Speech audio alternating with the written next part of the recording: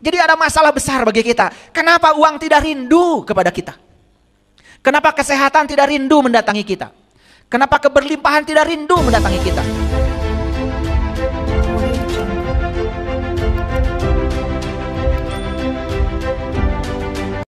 Selama ini kita menganggap Allah yang menjatah. Rezeki dijatah oleh Allah. Akibatnya apa? Karena kita salah menempatkan Allah. Dikira Allah sudah menjatah ketika penghasilanmu sebulan 2 juta. Kamu pikir jatahmu 2 juta. Kenapa ada orang yang penghasilannya sebulan 100 juta? Oh, karena dia itu memang jatahnya 100 juta. Ya sudah, saya terima saja, jatah saja. Karena ini dari Allah. Bayangkan, ketika kita punya persepsi semacam itu, bukankah kita sudah tidak memantaskan diri kita? Yang menjatah itu bukan Allah. Allah itu yang maha luas.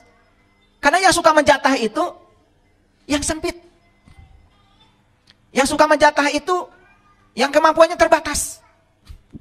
Coba, seorang suami penghasilannya terbatas, kan dijatah. Ya. Buat bedak, nih, dari 20.000. Bedak apa ya 20.000? Kapur kali. Betul nggak? Ya. Buat makan, ya sebulan harus cukup sekian ratus ribu. Dijatah semua. Kenapa dia menjatah? Karena dia penghasilannya terbatas. Yang tanpa batas penghasilannya nggak pakai jatah-jatah. Pengen apa? Beli. Pengen pergi kemana? Pergi. Ingat, yang suka menjatah itu yang terbatas. Sekarang kita percaya Allah menjatah. Sementara kita mengatakan Allah tak terbatas. Bohong. Bagaimana dia yang maha kaya menjatah? Kalau dia maha kaya, berarti dia menyediakan kekayaan yang sama buat semua orang. Yang menjatah rezeki kita sendiri. Oh, ternyata 2 juta itu bukan jatah dari Allah. Memang saya mengambil dari Allah, jatah saya baru 2 juta. Jatah saya masih banyak sebetulnya. Maka saya ubah cara kerja saya. Ubah cara pikir saya. Ubah perasaan saya. Maka mengubah nasib sebetulnya mengubah pikiran dan perasaan. Apalagi kalau saya bicara pada aspek energi. Wah, semua menakjubkan hidup itu. Saya baru turun aja dari mobil barusan. Sudah ada yang kasih oleh-oleh. Baru turun. Gratis bukan? Makanya kunci gak pernah saya bawa. Titipkan di sana. Kenapa kunci saya titipkan? Karena saya pikirannya positif. Karena positif, ya sudah pada datang oleh-oleh. Ya, maka nyampe rumah tahu-tahu mobil penuh aja. Iya, makanya saat nitipkan kunci itu positif. Kekuatan cintanya kuat, maka oleh-oleh datang tuh masuk ke mobil. Ini bukan main-main ya. Saya mau cerita serius hari ini. Kenapa? Mohon maaf ya. Kenapa rezeki kita terbatas? Kenapa kehidupan kita terbatas? Makanya ada kata-kata bagus. Ukuran yang digunakan untuk mengukur akan diukurkan kepada kamu. Ulangi, ukuran yang digunakan untuk mengukur akan diukurkan kepadamu. Kapan kita membuat ukuran? Yuk kita lihat. Kita mengukur diri terbatas. Begitu diajak, minggu depan kita jalan-jalan. Abdi mah artos di mana? Ukuran. Dia sedang mengukur dirinya dengan sebuah ukuran, dan ukuran itu akan diukurkan kepada dirinya. Orang lain minggu depan itu pergi kemana? Karena saat minggu depan kita jalan-jalan, yes. Pada saat dia jalan-jalan itu, mungkin saat itu orang ini juga belum punya uang. Tapi dia sudah berpikir positif. Beda dengan orang yang saat diajak, dia sudah mengatakan, artos di mana?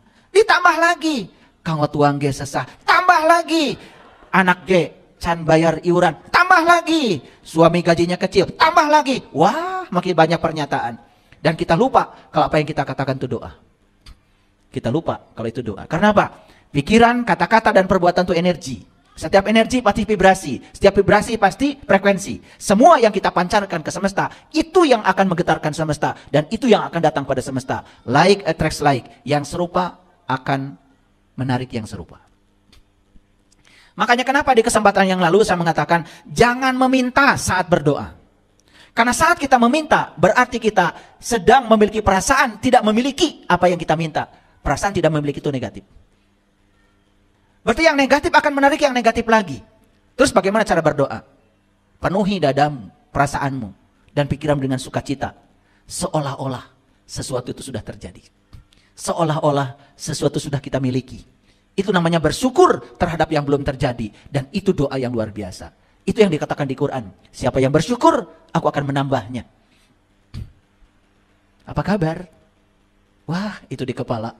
Doa. Kalau tes doa kayaknya menang deh kalian. Saya kalah. Doa apa saja ada itu di kepala. Isinya adalah meminta dan mengatur Tuhan supaya Tuhan mengikuti keinginanmu. Kata Tuhan, bingung kata Tuhan, yang hamba siapa? Yang Tuhan siapa? Kalian tuh suka bingung Tuhan. Katanya yang hamba kamu, yang Tuhan aku. Tapi aku disuruh menghambakan diri kepada kamu, kepada keinginan-keinginanmu. Makanya Tuhan suka bingung. Ini lompatan pemikiran ya. Ini bukan ilmu baru. Ini ilmu sudah diwariskan para leluhur. Cuman kita tidak mau menggalinya. Makanya perlahan saya bukakan rahasia ini ke semesta. Pelan-pelan. Karena kalau saya banjirkan semua kaget. Dikit-dikit aja banyak yang kaget. Ini saya sudah tidak tahan sebetulnya di sini. Ada aliran energi yang luar biasa untuk membuka semuanya. Cuman saya tahan ini. Makanya keringetan saya. Nahan ini sebetulnya. Ya kayak kita. Kalau di jalan turun kemudian tidak menahan, ya udah jatuh kan, menggelundung karena hanya mengandalkan gravitasi. Saya sekarang sedang menahan gravitasi. Karena saya harus kasihnya ini pelan-pelan. Rahasia ini harus pelan-pelan. Karena saya gelontorkan, bukan saya takut. Bukan. Kenapa? Seperti bintang dalam kegelapan. Kalau kita sudah memilih untuk bercahaya, kita harus siap berapa gelap pun yang ada di sekitar kita. Tidak perlu takut. Tapi bukan itu masalahnya. Masalahnya supaya aliran energi ini mengubah pikiran manusia di semesta ini secara perlahan seperti pohon. Tidak usah tergesa-gesa, tetapi berbuah pada saatnya. Jadi pelan-pelan ya, pelan-pelan. Baik, kita lanjutkan. Jadi nasib itu bahasa Arab. Artinya apa? Jatah, bagian. Siapa yang menentukan bagian? Ya dirimu sendiri. Siapa yang memantaskan dirimu? Dirimu sendiri. Kalau dari kecil kita sering memantaskan dirinya segitu, ya segitu aja. Kalau dari kecil kita mengatakan hidup itu susah dan penuh perjuangan. Ya sudah. Apapun yang kamu raih, susah dan harus dengan perjuangan. Tapi kalau dari kecil, pikiran bawah sadar kita mengatakan, hidup itu mudah dan menyenangkan. Hidup itu mudah dan menyenangkan. Saksikan saya. Semuanya menjadi mudah dan benar-benar menyenangkan. Makanya ukuran yang digunakan untuk mengukur akan diukurkan kepadamu. Silahkan. Dirimu dipantaskan seperti apa. Nasibmu diukur seperti apa. Terserahmu. Allah ngasih waktu yang sama 24 jam buat semua orang. Allah ngasih tangan yang sama 2 pada semua orang. Allah ngasih kaki yang sama 2 untuk semua orang. Allah ngasih jari-jari yang sama 10 buat semua orang. Allah ngasih panca indera yang sama buat semua orang. Tidak ada yang dilebihkan. Itu artinya pesan semestanya. Allah itu begitu luar biasa. Membuka kesempatan yang sama buat semua orang. Kita sama-sama bisa mencapai kebahagiaan. Kita sama-sama bisa mencapai keberlimpahan. Harusnya begitu. Yuk kita buang. Ya, pikiran yang mengatakan yang menjatah adalah Allah. Memang Allah juga ada ikut campur di situ. Karena dia adalah sang keberadaan. Dia adalah sang kehadiran. Tapi Allah menentukan sesuatu sesuai dengan ukuranmu. Jadi apa bedanya? Orang yang berkelimpahan dengan orang yang tidak berkelimpahan. Hanya beda menciptakan ukuran. Yang satu tidak percaya kalau dirinya akan berkelimpahan. Yang satu percaya kalau dirinya akan berkelimpahan. Itu aja bedanya. Itu bedanya. Nanti saya bahas. Ini baru membahas judul. Nah, ada namanya takdir. Takdir berasal dari bahasa Arab juga. Ternyata takdir itu menentukan ukuran. Takdir itu menentukan ukuran. Nah, siapa yang menentukan takdir? Siapa yang menentukan ukuran? Ternyata diri kita juga. Selama ini pikiran kita yang membatasi. Coba buka batasnya. Buka batasnya. Kita akan terkejut. Ternyata hidup ini tanpa batas. Saya sudah jelaskan di kajian saya sebelumnya. Kalau kebahagiaan itu tanpa batas. Tapi yang hebatnya, penderitaan itu ada batasnya. Makanya kalau orang menderita, akan ada titik nadir penderitaan yang dia capai. Dan di titik nadir itu malah justru dia akan mengalami kebangkitan dari penderitaannya. Makanya semua orang sukses karena pernah mengalami titik nadir penderitaan. Semua orang yang tercerahkan karena dia pernah mengalami titik nadir kegelisahan dalam hidupnya. Oke, bisa dilanjutkan? Oke. Jadi ukuran yang digunakan untuk mengukur akan diukurkan pada siapa? Pada diri. Terserah. Terserah kita. Saya sering ngasih contoh ya. Kalau kita pergi ke mall, ada baju yang menarik bagi kita. Dan baju itu kayaknya cocok dipakai oleh kita. Tapi respon kita terhadap baju itu negatif. Biasanya begitu lihat baju, yang dicari oleh kalian apa? Yang ngegantung itu. Yang ngegantung. Itu sudah tanda-tanda orang tidak akan kebeli baju itu. Begitu lihat yang ngegantung itu, wah, mahal. Perampokan ini. Respon dia terhadap baju itu, mahal, perampokan. Saya jamin, dia tidak punya kesempatan pakai baju bagus. Beda dengan orang, tidak lihat, wah itu baju, keren. Ya, harga tidak masalah bagi saya. Walaupun saat itu mungkin dia pun punya uang. Nanti saya bulan depan balik lagi ke sini. Saya jemput kamu. Jadi ada masalah besar bagi kita. Kenapa uang tidak rindu kepada kita? Kenapa kesehatan tidak rindu mendatangi kita? Kenapa keberlimpahan tidak rindu mendatangi kita? Ada masalah. Respon kita terhadap semua itu belum positif. Coba, kita merindukan seseorang, kenapa? Karena kalau kita datang pada dia, respon dia positif. Dan pasti, kita tidak akan merindukan seseorang. Karena kita tahu, kalau kita datang pada dia, respon dia selalu negatif. Baru nelpon mau datang aja, sudah cari alasan supaya kita tidak datang. Makanya bagaimana uang mau datang sama kita? Bagaimana kesehatan mau datang pada kita? Bagaimana keberlimpahan mau datang pada kita? Bagaimana kebahagiaan mau datang pada kita? Mereka semua tidak rindu kepada kita.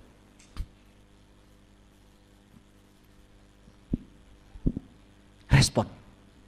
Ini penting, ya. Oke, teruskan dulu, ya. Ada namanya kodo, ada yang namanya kodar. Ini harus saya bahas. Karena banyak yang sering mendengar tapi nggak ngerti. Nah, kodo itu sebetulnya adalah ketetapan atau sering disebut dengan data. Pertanyaan, siapa yang menetapkan? Kita sendiri. Kodar itu adalah perwujudan dari kodo. Nah, sering juga kodar itu disebut takdir. Makanya supaya gampang memahaminya, sebetulnya kodo itu rencana. Sedangkan kodar itu adalah perwujudan dari rencana. Manusia yang merencanakan. Titik-titik yang menentukan. Isi titik-titiknya. Iya, titik-titiknya saldo. Betul nggak? Iya. Kamu yang merencanakan, tapi saldo yang menentukan. Nah, kita mau punya saldo berapa? Siapa yang menentukan? Ya diri kita sendiri. Siapa yang memantaskan? Terus Allah di mana? Allah sang kehadiran, Allah sang beradaan sedang menunggu respon yang kamu berikan pada Allah. Itu yang disebut dengan alhamdulillahi rabbil alamin. Gak ngerti. Kebanyakan kita baca itu. Kelewat terus maknanya. Segala puji milik Allah. Dia adalah sang keberadaan. Dia sang kehadiran di semesta ini. Keberadaannya, kehadirannya sudah cukup membuat segala sesuatu terjadi. Tapi Allah bilang, segalanya dimulai dari dirimu. Penentunya adalah kamu sendiri. Kreator kehidupan kamu sendiri. Aku hanya menunggu respon darimu. Itulah yang disebut dengan Rob al-Alamin. Itu yang disebut dengan kehadiran sang keberadaan. Bayangkan ya, penempatan kita selama ini mengatakan bahwa ini yang menjatah Allah. Yang ngasih penyakit Allah. Yang menentukan umur Allah. Betul, Allah menentukan, tapi dia hanya sang keberadaan di baliknya. Kalau kamu makan sehat, sang keberadaan ya tentu saja akan bekerja. Betul? Sel-selnya sehat, jantungnya sehat, parunya sehat, ya pasti tubuhnya jadi layak untuk disinggahi oleh jiwa lebih lama. Makanya sembrono, pikirannya sembrono, jiwanya sembrono, tubuh fisiknya ambruk. Kalau sudah ambruk, ya sudah, sang jiwa mengatakan ini kendaraan tidak layak lagi untuk ditumpangi. Ya jiwanya keluar. Begitu aja kok. Kapan keluarnya? Ya tentu saja tergantung dari cara kita memelihara tubuh kita. Clear sampai sini? Sudah mulai terbayang? Karena perubahan cara berpikir ini akan mengubah nasib kita. Ini akan dahsyat mengubah kita, percaya sama saya. Tapi kalau ini tidak diubah, program ini tidak diubah, ya sudah, seperti itu. Kita hanya bergelimang dalam kesulitan demi kesulitan. Makanya orang bijak mengatakan, sekali kamu memikirkan yang negatif dan merasakannya, kamu membuat satu jeruji. Sekali lagi kamu memikirkan dan merasakan yang negatif, membuat jeruji yang kedua. Terus menerus membuat jeruji yang ketiga, jeruji yang keempat, terus. Akibatnya apa? Kita terperangkap dalam sangkar yang dibangun oleh jeruji kita sendiri. Jadi ingin terbang bebas sekarang? Tugas kita sekarang adalah patahkan semua jeruji yang pernah kita bangun. Di mana itu? Di alam bawah sadar. Program yang itu harus dirubah. Programnya harus diberantas itu. Jadi saya coba menggunakan penjelasan ini dengan penjelasan saintifik. Supaya apa? Supaya gampang dimengerti. Karena agama itu akal. Makanya agama harus masuk akal. Oke, sudah mengerti sekarang? Qadha dan qadar. Jadi qadha dan qadar itu seperti sebab dan akibat. Sesederhana itu. Jadi setiap sebab yang baik pasti akan memunculkan akibat yang baik. Sebab yang buruk akan mengakibatkan akibat yang buruk. Tidak pernah salah. Karena alam semesta tidak pernah salah. Tidak mungkin sebab buruk menciptakan akibat yang baik. Jangan mimpi. Karena alam semesta tidak pernah salah. Jadi kalau begitu sekarang kita bercermin. Kenapa ya? Kok hidup saya banyak buruknya daripada baiknya? Yang kita terima saat ini adalah akibat dari sebab yang kita buat sendiri. Jadi semua yang sedang terjadi dalam kehidupan kita saat ini hanya sedang mengingatkan apa yang pernah kita tanam. Itu yang disebut dengan tanggung jawab. Tanggung jawab. Kita di semesta ini sedang diajarkan bertanggung jawab atas semua pilihan kita sendiri. Hadirin, saya ingin mengajarkan satu. Coba sekarang latihan belajar mengambil risiko yang tidak biasa. Kalau ingin hidupnya luar biasa. Kalau kita hanya ingin mengambil risiko-risiko yang biasa, ya sudah hidup kita akan biasa-biasa saja. Keberanian untuk mengambil risiko yang tidak biasa, itu yang akan mengantarkan kita memperoleh hidup yang luar biasa. Coba saya kasih contoh supaya jelas. Ada orang sudah menghina kita, menyakiti kita, menipu kita. Sementara kita harus baik sama dia. Siap gak? Siap apa tidak? Ya, katanya ingin jadi orang luar biasa. Tapi caranya ingin biasa. Yang biasa itu, kalau ada orang baik sama kita, kita baik juga sama dia. Itu biasa. Itu yang disebut dengan tukar menukar kebaikan. Dan belum tentu kita orang baik.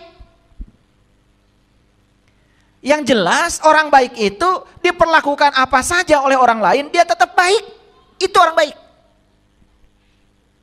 Berdasarkan penjelasan saya ini, sekarang kita nilai. Apakah saya ini orang baik atau orang yang belum tentu baik? Karena kita menjalani hidup biasa. Orang lain marah, kita marah, biasa. Orang lain baik, kita baik, biasa. Orang lain marah, kita diam. Bahkan memaafkan. Orang lain merugikan kita, malah kita baik sama dia. Orang lain pelit sama kita, malah oleh-oleh dari kita lebih banyak. Spesial buat orang yang pelit. Itu baru luar biasa. Jadi jangan mimpi jadi orang luar biasa kalau caramu biasa. Apalagi ingin mencapai kesejatian diri, apalagi ingin mencapai Allah, apalagi ingin tahaluk bi akhlakillah, ingin berakhlak seperti akhlaknya Allah.